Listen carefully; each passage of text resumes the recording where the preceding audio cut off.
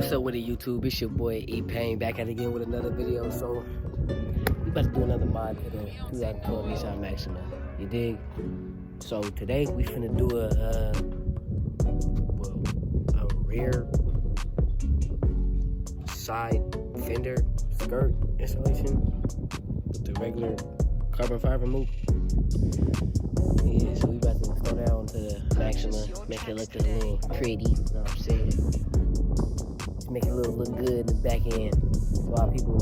If somebody trying to race me, well, they got something good to look at. You know what I'm saying?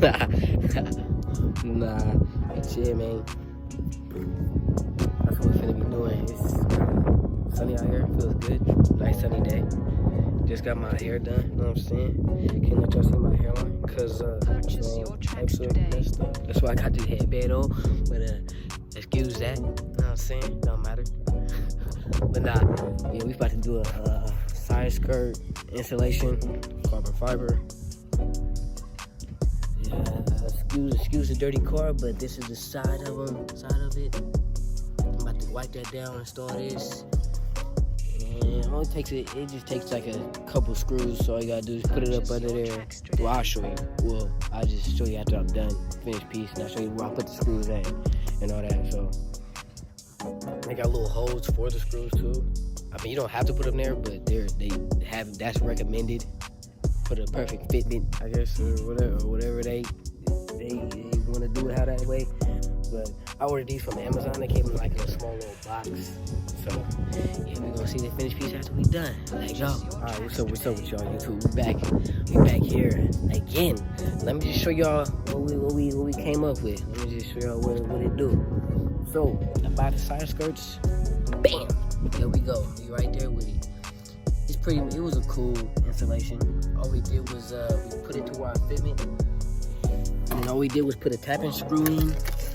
A tapping screw is basically a screw that you just put in just to keep it in hold, and then you can unscrew that one and then take it out. So all we did was just knock a screw right there, which is this is the back by the wheel, and then we put 2 screws in the middle, or 3 screws in the middle, and then 1 at the end. So now it's sturdy and not all wiggly. So yeah, that's the finished piece. I'll show you a video of it with like that, a view of it like that. It was pretty much easy install. It was just basically how you wanted it to look. It was just your own fitment. I ordered this off of Amazon. It came quick.